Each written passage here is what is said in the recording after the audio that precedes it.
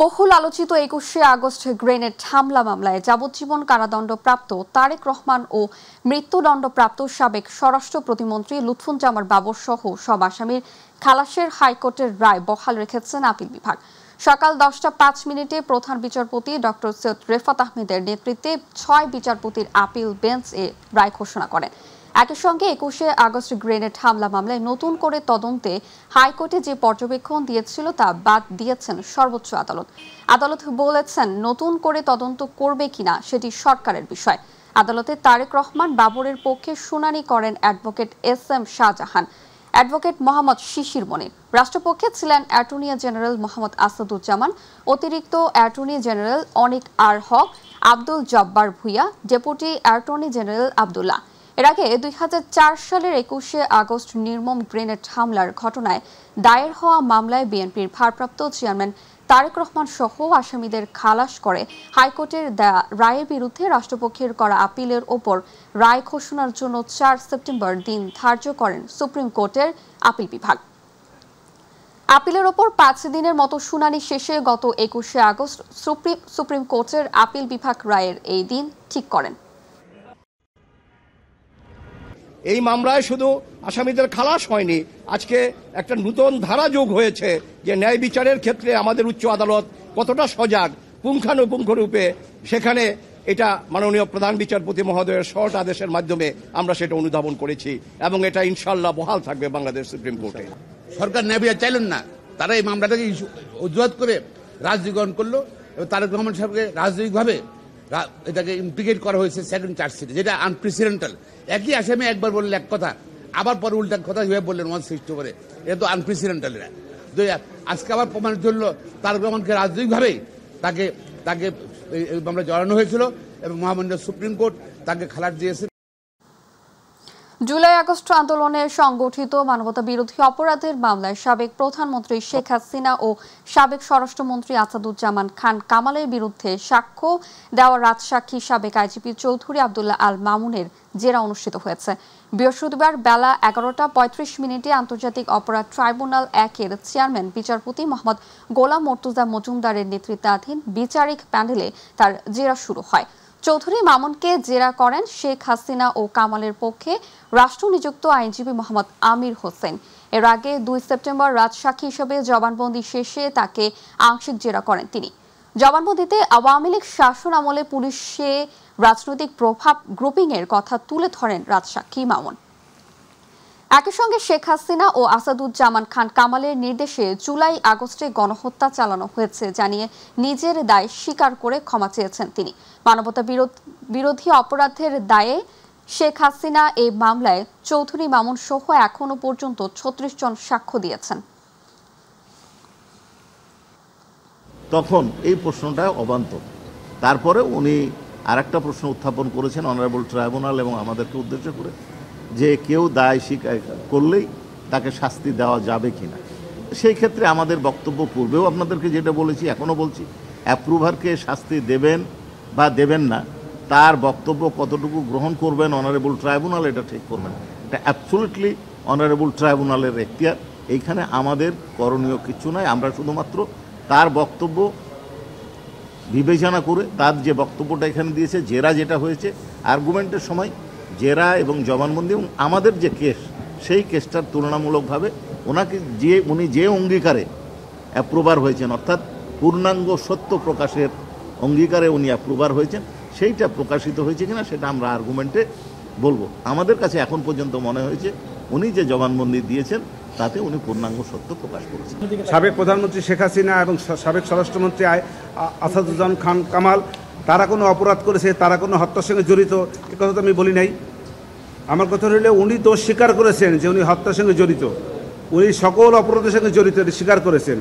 অতএব যেহেতু তিনি স্বীকার করেছেন, অতএব তিনি ওনার স্বীকার অবস্থা থেকে উনি নিষ্কৃতি পাইতে পারেন না। আমার বক্তব্য হলো যে আমার আসামির দয় তারা কোনো অপরাধ করে না, তারা কোনো হত্যার সঙ্গে জড়িতও ছিল না, তারা কোনো নির্দেশও দেয় না। আগস্ট আন্দোলনে রাজধানীর চানখারপুলে ৬ জনকে হত্যার ঘটনায় মানবতা বিরোধী অপরাধের মামলায় ডিএমপির সাবেক কমিশনার হাবিবুর রহমান সহ ৮ জনের বিরুদ্ধে পরবর্তী সাক্ষ্য গ্রহণের জন্য আগামী ৭ সেপ্টেম্বর দিন ধার্য করেছেন আন্তর্জাতিক অপরাধ ট্রাইব্যুনাল। বৃহস্পতিবার আন্তর্জাতিক অপরাধ ট্রাইব্যুনাল ১-এর চেয়ারম্যান বিচারপতি মোহাম্মদ গোলাম মর্তুজা মজুমদারের নেতৃত্বাধীন ২ সদস্যদের বিচারিক প্যানেল এই আদেশ দেন। গত ১১ই August chief prosecutor Mohammad Tajul ইসলামের সূচনা বক্তব্য শেষে মামলার প্রথম সাক্ষী হিসেবে সাক্ষ্য দেন শহীদ আনাসের বাবা শাহরিয়ার খান পলাশ। সব মিলে এখনো পর্যন্ত মোট ৮ জন জবানবন্দি দিয়েছেন। গত ১৪ জুলাই চানখারপুলের মামলাটির পলাতক ৪ আসামি সহ ৮ জনের বিরুদ্ধে অভিযোগ গঠন করে বিচার শুরুর আদেশ দেন ট্রাইব্যুনাল।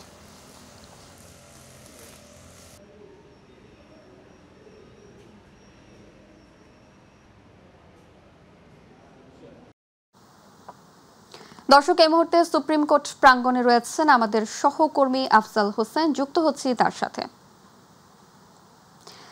আফজাল, আজ তো একদিকে আপিল বিভাগে ২১শে আগস্টের গ্রেনেড হামলা সংক্রান্ত রায়, অন্যদিকে হচ্ছে ট্রাইব্যুনালেও রাজসাক্ষীতে সাবেক আইজিপি মামুনের জেরা অনুষ্ঠিত হলো।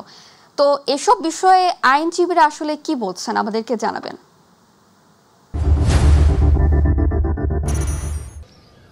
জি লোপা, যেমনটি বলছিলেন, আজকে মূলত আদালতে ২টি গুরুত্বপূর্ণ মামলার কার্যক্রম চলেছে। এর মধ্যে অন্যতম হচ্ছে ২০০১ সালের ২১শে আগস্ট যে গ্রেনেড হামলা মামলা ছিল, সেই মামলার আজকে চূড়ান্ত পরিণতি হয়েছে।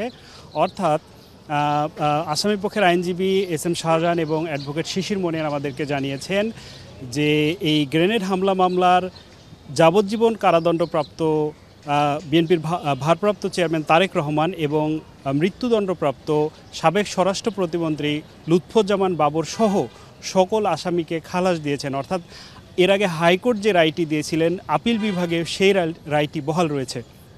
তো এই মাধ্যমে এই মামলাটি চূড়ান্ত পরিণতি পেল। এবং অন্যদিকে ট্রাইব্যুনালে আজকে বিচার কার্যক্রম চলেছে মানবতা বিরোধী অপরাধ মামলায়, যেখানে আসামি রয়েছেন সাবেক প্রধানমন্ত্রী শেখ হাসিনা এবং সাবেক স্বরাষ্ট্রমন্ত্রী আসাদুজ্জামান খান কামাল, এবং একই সাথে আসামি ছিলেন সাবেক আইজিপি চৌধুরী আবদুল্লাহ মামুন, যদিও তিনি এখন এই মামলার রাজসাক্ষী হিসেবে আজকে এই মামলায় এখন বর্তমানে রয়েছেন। এবং এই রাজসাক্ষীকে জেরা করছে আজকে মূলত আসামি পক্ষ। তারা আজকে সাবেক আইজিপিকে বিভিন্ন রকমের প্রশ্ন করেছে এবং এখন পর্যন্ত আমরা যেটা জেনেছি যে এই মধ্যাহ্নভোজের বিরতির পর আবারও এই জেরা কার্যক্রম চলমান রয়েছে। এই ছিল আজকের মূলত আদালত পাড়ার সবচেয়ে গুরুত্বপূর্ণ এবং বহুল আলোচিত ২টি মামলা। এই ছিল লোপা আমার কাছে সবশেষ এই মুহূর্তে। আফজাল, আপনাকে ধন্যবাদ। পতিত সরকারের সাবেক প্রধানমন্ত্রী শেখ হাসিনা ও তার ছেলে সজীব ওয়াজেদ জয়ের বিরুদ্ধে রেড অ্যালার্ট জারির পদক্ষেপ নিতে পুলিশ হেডকোয়ার্টারে চিঠি পাঠিয়েছে দুর্নীতি দমন কমিশন দুদক। বৃহস্পতিবার প্লট জালিয়াতির সংশ্লিষ্ট মামলার তদন্তকারী কর্মকর্তারা এই চিঠি পাঠান। চিঠিতে বলা হয়েছে শেখ হাসিনা ও তার ছেলে বিদেশে পালিয়ে গেছেন। ন্যায় বিচারের স্বার্থে আসামির অবস্থান চিহ্নিত করে দেশে ফিরিয়ে এনে আইনের মুখোমুখি করতে আদালতে ওয়ারেন্ট ইস্যু করেছেন। এদিকে রাজধানীর উন্নয়ন কর্তৃপক্ষের প্লট বরাদ্দে জালিয়াতির অভিযোগে ক্ষমতাচ্যুত সাবেক প্রধানমন্ত্রী শেখ হাসিনা, তার বোন শেখ রেহানা ও বোনের মেয়ে টিউলিপ সিদ্দিক, আজমিনা সিদ্দিক, রূপন্তী সহ অন্য আসামিদের বিরুদ্ধে পৃথক ৩ মামলায় তৃতীয় দিনের সাক্ষ্য গ্রহণ সম্পন্ন হয়েছে বৃহস্পতিবার সকালে ঢাকা ৪র্থ বিশেষ জজ আদালতে সাক্ষ্য গ্রহণটি অনুষ্ঠিত হয়।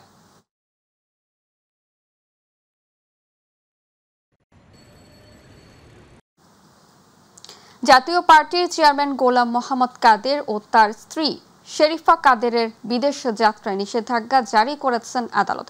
দুর্নীতি দমন কমিশনের এ সংক্রান্ত আবেদনের পরিপ্রেক্ষিতে বৃহস্পতিবার ঢাকা মহানগরের ভারপ্রাপ্ত সিনিয়র স্পেশাল জজ আদালতের বিচারক ইব্রাহিম মিয়া এ আদেশ দেন।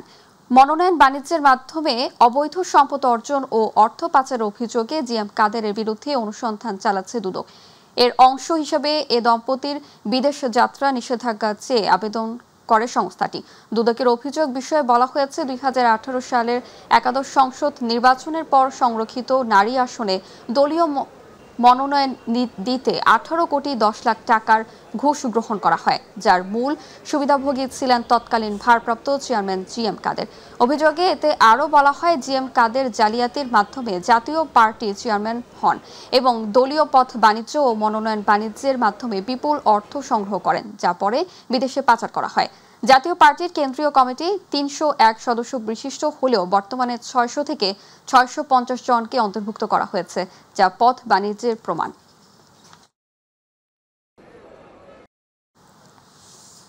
আস্থার সংকট বাংলাদেশের জাতীয় সংকট, কেউই আস্থায় নেই, আর এ কারণেই নির্বাচন কমিশনের প্রথম কাজ আস্থার পুনরুদ্ধার করা, এমন মন্তব্য করেছে নির্বাচন কমিশনার আনোয়ারুল ইসলাম সরকার।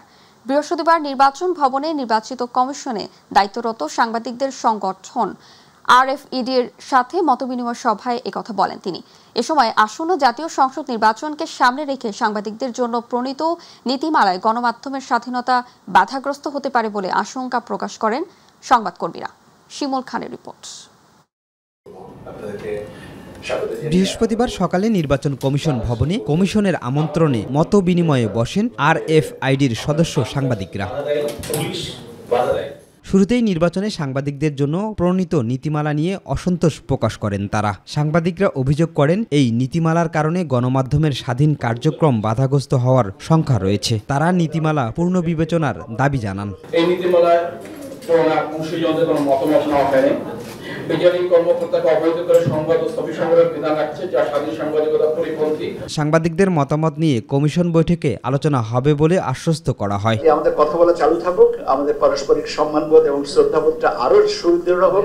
নির্বাচন কমিশনের প্রথম কাজ আস্থার সংকট দূর করা, আর গণমাধ্যম কর্মীদেরও আরো দায়িত্বশীল হওয়ার আহ্বান জানান ইসি আনোয়ারুল ইসলাম সরকার। আমাদের যে প্রস্তাব, এটা নির্বাচন কমিশন ওয়েলকাম করে, যেহেতু আমাদের সবার উদ্দেশ্য তো একটাই, যে একটা ভালো নির্বাচনের জন্য সবাই একসাথে কাজ করব। ওপেন স্পেসে নির্বাচন করার মতো মানসিকতা তৈরি করেন, মতামত তৈরি করেন। ওপেন স্পেসে নির্বাচন, সেটাই হবে ট্রান্সপারেন্ট, কিন্তু ওই কি বলে বদ্ধ ঘরে কোনোদিনও ট্রান্সপারেন্ট করতে পারবেন না। শতভাগ স্বচ্ছ নির্বাচন করতে চাইলে খোলা জায়গায় কেন্দ্র করতে হবে বলে মন্তব্য করেন ইসি ফাহমিদা। শিমুল খান, মাই টিভি, ঢাকা। ম্যান্ডেট নিয়ে জনগণের কাছে না গিয়ে যারা আন্দোলনে হুমকি দেয় তারা শেখ হাসিনার রেখে যাওয়া স্বৈরাচার বলে মন্তব্য করেছেন বিএনপির স্থায়ী কমিটির সদস্য আমির খসরু মাহমুদ চৌধুরী। দুপুরে জাতীয় প্রেস ক্লাবে জুলাই অভ্যুত্থানের বর্ষপূর্তি উপলক্ষে বাংলাদেশ জন অধিকার পার্টি আয়োজিত আলোচনা সভায় তিনি এই মন্তব্য করেন। সবাইকে সহনশীল হয়ে কাজ করার আহ্বান জানিয়ে খসরু বলেন, জোর করে কিছু করতে চাইলে তা দেশের জন্য অশুভ পরিণতি বয়ে আনবে। আমাদেরকে ঐক্যবদ্ধভাবে কাজ করতে হবে। যে গণতন্ত্রের জন্য লড়াই করেছি সেটা প্রতিষ্ঠিত করতে হবে। সাংবিধানিক গণতান্ত্রিক রাজনৈতিক অধিকার মাধ্যমে জনগণের মালিকানা ফিরিয়ে দিতে হবে। গণমাধ্যমের স্বাধীনতা নিশ্চিত করতে হবে। বাংলাদেশের প্রতিষ্ঠানগুলো জনগণের জন্য যাতে সার্ভ করে, রাজনৈতিকভাবে যাতে পরিচালিত না হয়, এগুলোতে আমাদের মানতে হবে। এবং আইনশৃঙ্খলা বাহিনী ও দুর্বৃত্তদের হামলায় আহত গণ অধিকার পরিষদের সভাপতি নুরুল হক নূর এখনও সম্পূর্ণ সুস্থ নন, কিন্তু তাকে সুস্থ দেখানোর একটি ষড়যন্ত্র চলছে বলে অভিযোগ করেছেন দলটির সাধারণ সম্পাদক রাশেদ খান। দুপুরে ঢাকা মেডিকেল কলেজ হাসপাতালে সাংবাদিকদের সঙ্গে আলাপকালে তিনি এই অভিযোগ করেন। রাশেদ খান বলেন, নুরুল হক নূর এখনও আশঙ্কাজনক অবস্থায় হাসপাতালে ভর্তি রয়েছেন। তার নাক দিয়ে এখনো রক্ত পড়ছে, নাক আরো বাঁকা হয়ে গেছে, মাথায় আঘাত, হাঁটতে পারছেন না এবং তিনি মুখও হা করতে পারছেন না। সরকারের পক্ষ থেকে জানানো হয়েছে তাকে উন্নত চিকিৎসার জন্য বিদেশে পাঠানো হবে। সাংবাদিকদের এক প্রশ্নের জবাবে তিনি বলেন, তার শারীরিক অবস্থা আগে যেমন ছিল তেমনই রয়েছে, এখনো প্লেনে ওঠার মতো অবস্থাতে নেই। গণমাধ্যমে যে খবর প্রচারিত হয়েছে নুরুল হক নূর পরিপূর্ণ সুস্থ, সেই খবর আসলে সঠিক নয়। নুরুল হক নূরের নাক দিয়ে এখনো পর্যন্ত ব্লিডিং হচ্ছে।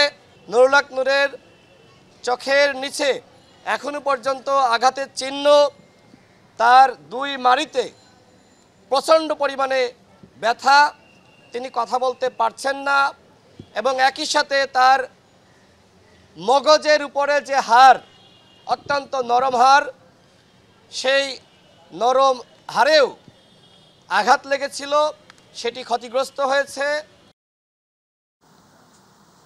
এবারে ছাত্র সংসদ নির্বাচন প্রসঙ্গ।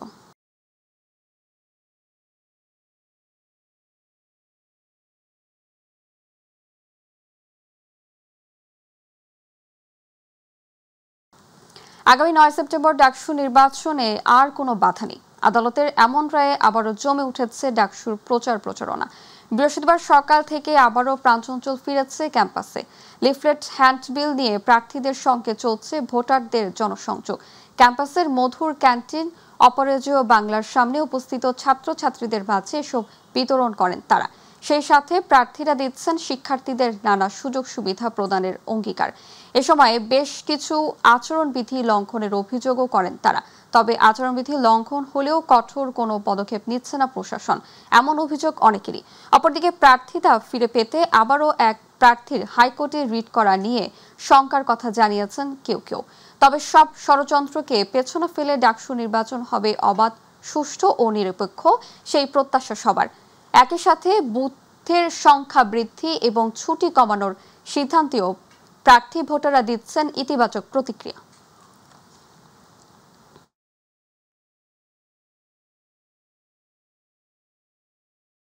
আইনশৃঙ্খলা বাহিনীর সাবেক অনেক সদস্যই ডিবি বা অন্যান্য বাহিনীর পরিচয় দিয়ে ডাকাতির মতো ঘটনা ঘটাচ্ছে বলে জানিয়েছেন ঢাকা মেট্রোপলিটন পুলিশের রমনা বিভাগের উপ পুলিশ কমিশনার মাসুদ আলম।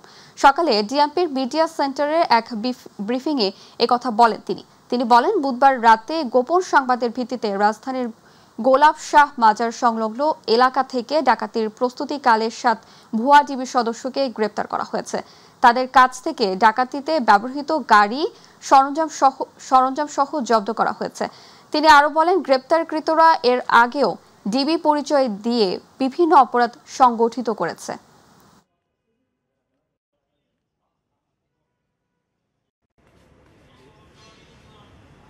এদেরকে এই 7 জন যেটা আছে 7 জনকে আমরা ডাকাতি প্রস্তুতিকালে ধরেছি।